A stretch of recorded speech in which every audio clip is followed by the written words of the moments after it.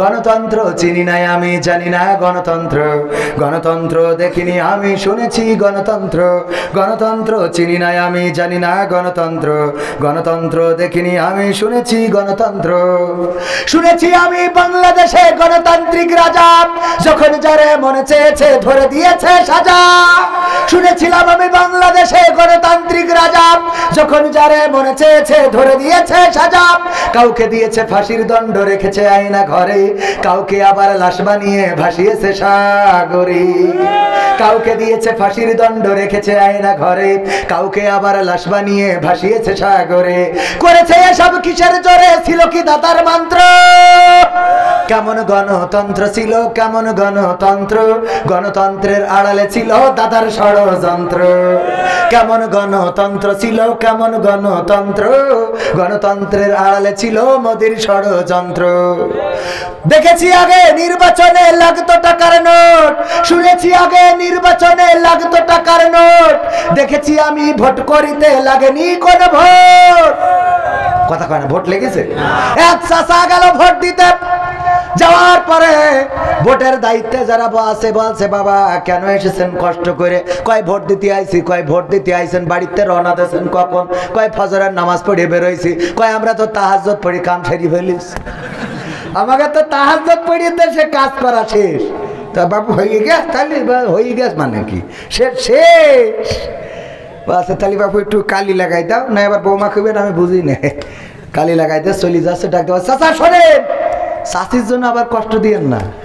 বলছে তোমার চাষির ভোটটা দিয়ে গেছে? তো ও মনে করছে কি দেখি, যাই হোক পাগল ছাগল মুরব্বী মানুষ বুঝাই দি। বলছে হ্যাঁ হ্যাঁ হ্যাঁ দিয়ে গেছে। দেখো কত বড় নেমো খারাপ গো, কার সাথে সংসার করেছি আল্লাহ, আল্লাহ তুমি ওর সাথে আমার জান্নাতেও নিও না। তো যারা প্রিজাইডিং অফিসার বলছে বাপু কি হইস কি, বা শাশির পরে এত রাগ কেন? বলছে রাগ করবো না বাজান, আজ 12টা বছর হয়ে গেল মরি কবরে শুয়েছ, তাই এসে যখন ভোট দেখেছিস তো আমার সাথে দেখা করে যাবি। তুই ভোটটা তো দিয়ে গেছিস, তাই দেখা করিয়ে যা আমার সাথে, আমি বুড়ো কেমন করিয়ে থাকি। কথা কি বোঝা গেছে? শুনেছি আগে নির্বাচনে লাগতো টাকার নোট, দেখেছি আমি ভোট করিতে লাগেনি কোনো ভোট। ভোটের আগে পাশ হয়েছে মন্ত্রী মিনিস্টার, লাগেনি মিছিল, লাগেনি মিটিং, লাগেনি তো পোস্টার। নির্বাচন কমিশন ছিল ইন্ডিয়ার পাতানো কোন যন্ত্র। কেমন গণতন্ত্র ছিল, কেমন গণতন্ত্র, গণতন্ত্রের আড়ালে ছিল রায়ের ষড়যন্ত্র। কেমন গণতন্ত্র ছিল, কেমন গণতন্ত্র, গণতন্ত্রের আড়ালে ছিল মোদির ষড়যন্ত্র। বিরোধী দল যারা সংসদে ছিল তারা ছিল পোষা ময়না, দেশ জ্বলে পুড়ে হয়েছিল ছাই তবুও তো কিছু কয় না। বিরোধী দল যারা সংসদে ছিল তারা ছিল পোষা ময়না, দেশ জ্বলে পুড়ে হয়েছিল ছাই তবুও তো কিছু কয় না। শাসনে ছিল না সততা নিষ্ঠা, বিচারের ছিল না মান, সংসদে বুঝি তাই শোনা যেত মমতাজের গান। ঠিক না বেঠে? মমতাজের গান শোনা গেছে না যায় নাই? মমতাজের গান শুনলাম সংসদে আমার নেত্রী রে, তেল দিয়ে কত গান শোনাইলো, আর মমতাজ আপা এখন নীরব হয়ে গেল, নিস্তব্ধ হয়ে গেল, কোনো গান এখন আর শোনায় না। প্রথমে আমি একটা গান গেয়েছিলাম যে আপন বলে পৃথিবীতে কেউ নেই, মনে আছে না নাই? মনে আছে? অথচ দেখেন মমতাজের মতো নেমো খারাপ অনেকেই হইতে পারে না। মনির খানের নাম শুনেছেন না শোনেন নাই? তার নায়িকার নাম কি একজন বলেন? হ্যাঁ এটা তো মুখস্থ থাকতে হবে। অঞ্জনা। এই অঞ্জনা যখন ছেকা দিয়ে চলে গেছে তখন মনির খান তার নাম ধরে গান গেয়েছে না গায় নাই? জানে যে আমি এখনো বিয়ে করিনি, বিয়ে করার পরে আমার স্ত্রী জানবে যে আমার অঞ্জনা নামে কেউ ছিল, তখন বাড়ি ফাটাফাটি বাঁধবে না বাঁধবে না? এরপরে ও অঞ্জনা তুমি কথা রাখলে না, চলে গেলে মনিরামপুর দিয়ে ঝাপা পাওয়ার পার হইয়ে। অঞ্জনা ঝাপা পাহাড়ে আসলাম তোমার পাইলাম না অঞ্জনা। সব গানে অঞ্জনা আছে না নাই? অঞ্জনা অঞ্জনা করে গোটা বাংলাদেশের যুবকদের মাথা খারাপ করে দিলে গো। দেখেন মনির খান তার ভালোবাসার মানুষের জন্য এতবার গাইতে পারলো, আর আমার মমতাজ আপারা জীবনে লেখাপড়া করে নাই, বাংলা ভালো করে পড়তে পারে না, পড়তে যেয়ে দাঁত ভেঙে যায়।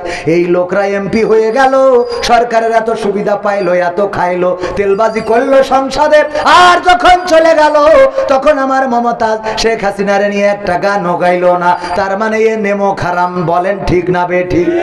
আমি বললাম ওগো মমতাজ আপা, তোমার তো এখন এমন একটা গান গাওয়ার দরকার ছিল, আমার সোনার ময়না পাখি কোন বা দোষে দাদার কাছে গো আমরা এই দেশে কেমনে থাকি রে আমার কলজের ময়না পাখি। ঠিক না বেঠে? এখন গাই, এখন গাই গাই গাই গান গায়, কিন্তু সেটা মানুষ সমাজে গায় না, এখন গোপনে পায়খানা ঘরের মধ্যে যেয়ে গায়। ও আমার দরদি আগে জানলে তোর ভাঙা নৌকায় চড়তাম না, ওরে আমার দরদি আগে জানলে তোর ভাঙা নৌকায় চড়তাম না, ভাঙা নৌকায় চড়তাম না আর এই বিপদে পড়তাম না, ওরে বিসি মিসি কেড়ে নিয়েছে খুঁজার লোক তো পাইলাম না, আগে জানলে কথা কয় না, আগে জানলে তোর ভাঙা নৌকায় চড়তাম না। গাই না গাই না গাই। ভাইরা আমার, রাত অনেক হয়ে গেছে, আর কষ্ট দিতে চায় না, আপনাদেরও কষ্ট হচ্ছে, অনেক বেজে গেছে 12:30। কখন বাজে 12টা, কখন বাজে কয়টা? 12। গদখালি থেকে ফুল কিনে নিয়ে ঠ্যাঙারটা ভেঙে দিয়ে বলে আই লাভ ইউ। ও বাবা নায়ক আবার ক্যামেরা রেডি করে রাখে, টিকটক আর ওই মেয়ে পেয়ে বগল বাজায়, আরে আল্লাহ আসো খেলা হবে, আছে না নাই? এই কথা যখন কোন ছেলে বলবে, আমার বোনেরা বলবে মিনহা খলাকনাকুম ওয়া ফিহা নুঈদুকুম ওয়া মিনহা নুখরিজুকুম তারাতান উখরা। ওগো আল্লাহর বান্দা, এই মাটিতে তোমার বানাইছে, মাটিতে ঢুকাবে, আবার একদিন এই মাটি থেকে তোমারে জীবন্ত করে উঠাবে। সুতরাং দয়া করে আমারে ভালোবাসার প্রস্তাব দিও না, যদি পারো তোমার আব্বারে পাঠাও, আমার বাড়িতে প্রস্তাব পাঠাও, বিয়ে করা যায় আছে না নাই? পুরুষরা বিয়ে করবে কয়টা? ওরে বাবা, চারটা কি ঝুলি বলল রে। আজ যারা মাহফিলে এসে মা বোনেরা পর্দার অন্তরালে আসে, বাড়ি গেলি যদি আপনাদের অশান্তি বাদে আমি দায়ী না, আমি দায়ী, আমার দোষ না। চারটা আল্লাহ বলেছে 2, 3 অথবা 4, 2 দিয়ে শুরু করেছে, কিন্তু বলেছে যদি ইনসাফ করতে না পারো একজনে সন্তুষ্ট থাকো। সুবহানাল্লাহ। ইনসাফ করতে পারবেন আপনারা? নিশ্চিত পারবেন? পারা যেমন তেমন এক মুরব্বী, ও হজ করতে যাওয়ার টাকা নেই, তো নিয়ত করিছে যে হজ তো করতে পারবো না, তা কি করি, হুজুর কাছে হুজুরের বোঝা, হুজুর আমার তো হজ, তো আমার টাকা নেই, তা কি করবো? বলছে তুমি জুম্মার দিন ফার্স্টে মসজিদে যাবা, তাইলে তোমার একটা কবুল হজের সওয়াব হয়ে যাবে। ও পরে জুমায় গেছে, যেই শুক্রবারে, যেই দেখে আর এক মুরব্বী বসা, মিজাজ গেছ খারাপ হয়ে দূর আসলাম, আমার আবার আর এক সপ্তাহ হায়াত পাবো কি পাবো না এর তো কোনো গ্যারান্টি আছে? চোখেরই পলকে তুমি হতে পারো লাশ, চিরতরে বন্ধ হবে তোমারই নিঃশ্বাস, হবে আলাম তোমারই নাম মসজিদের মাইকে, হবে আলাম তোমারই নাম মসজিদের মাইকে, বাড়িওয়ালা নাই রে বাড়ি নাই রে দুনিয়াতে, বাড়িওয়ালা নাই রে বাড়ি নাই রে দুনিয়াতে, বাড়িওয়ালা নাই রে বাড়ি নাই রে দুনিয়াতে, বাড়িওয়ালা নাই রে বাড়ি নাই রে দুনিয়াতে। শুনেছেন না শোনেন নাই? এই গানটা যিনি লিখেছেন, গীতিকারের নাম জনাব আব্দুল কাদির হাওলাদার রাহিমাহুল্লাহ। আজ 4 দিন হয়ে গেল তিনি ইন্তেকাল করেছেন, কবর দেশের বাসিন্দা হয়ে গেছেন। যেই মানুষটা সাবধান করলো চোখেরই পলকে তুমি লাশ হয়ে যেতে পারো, তোমার নাম মসজিদে আলাম হবে, তোমার জানাজা হবে, তোমার দাফন হবে, তোমার কাফন হবে। ওই গানটা সারা বাংলাদেশে এমন কোন মানুষ নাই যার কানে পৌঁছায় নাই, অথচ যেই মানুষটা লিখলো, যেই মানুষটা এই কথাগুলো বলে সাবধান করলো, সেই মানুষটাই মারা গেছে, কবর দেশের বাসিন্দা হয়ে গেছে। আল্লাহ তার কবরটারে জান্নাতের বাগান বানায় দিন, বলেন আমিন। ওগো আমার ভাইরা, ওই মুরব্বী চিন্তা করলো, আরে এক সপ্তাহ বাঁচবো কি বাঁচবো না, আবার এক সপ্তাহ অপেক্ষা করা লাগবে। পরের সপ্তাহ আবার অপেক্ষা করেছে, মসজিদে গেছে রে, যে দেখে আবারও সেই মুরব্বী বসা, রাগ হবে না? এরপরে চিন্তা করলো এক কাজ তিনবার করি দেখবো, তাতে যা হয় হবে। তৃতীয় সপ্তাহে যে দেখে তাও ওই মুরব্বী বসা, ওর মিজাজকে খাবো, এই মুরব্বী তোমার বাড়ি কোনো কাজ কাম নেই, শুক্রবার হলে তোমার আগে এসে বসে থাকা লাগে তোমার? তাও আছে কেন সমস্যা? বলছে আমি গরিব মানুষ, হজে যেতে পারবো না, এই জন্য হুজুরের কাছে ফতোয়া পাইছি যে জুম্মার দিন যদি শুক্রবারে আগে আসি তাহলে আল্লাহ একটা কবুল হজের সোয়াব আমার নামায় দিয়ে দেবে। তো আমি কবে মারা যায় এই কারণে, এই তার মা ছিড়িস নে ভাই, গরিব মানুষেরা মেয়েদের তক্তা বানাবানো। তো এখন আমি গরিব মানুষ, কবে মারা যায় না যায়, হায়াত কখন শেষ হয়ে যায়, 3 সপ্তাহ ধরে চেষ্টা করতেছি, আমি এসেই দেখি তুমি বসে আছো, এসেই দেখি তোমার সমস্যা কি? তা বলছে তোমার খুব দরকার সোয়াবের, বলছে দরকার, বলছে টাকা যখন নেই অসুবিধা নেই, নিকে তো করতে পারবো, বলছে এটা পারবো, তাহলে এটা নিকে করো, তোমার কবুল হাজার সোয়াবের রাস্তা হয়ে যাবে। তো ও চিন্তা করেছে এই সপ্তাহের মধ্যে তাহলে নিকেই করবো। তো ও বুঝাই বাজায় আর একটা বিয়ে করেছে, করার পরে পরের জুম্মাই ওই মুরব্বী যেটা আগে বসে থাকতো, ও যেই দেখে এই লোক বসা, এইসি বলছে কি ব্যাপার, হ্যাঁ গো তাহলে কি আজকে পাইসাও সোয়াব? তো বলছে বাবা সে কথা কইও না, কেন?